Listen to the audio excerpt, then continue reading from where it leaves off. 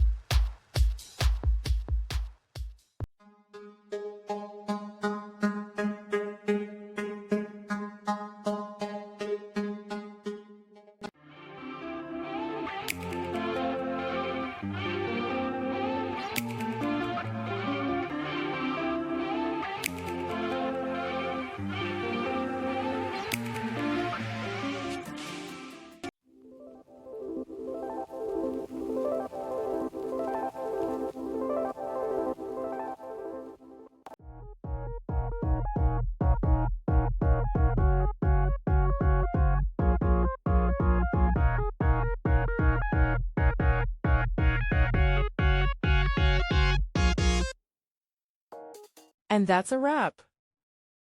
I hope you found the answer you were looking for. If you did, take a second to hit that subscribe button. It really helps out. And let me know in the comments which solution worked best for you.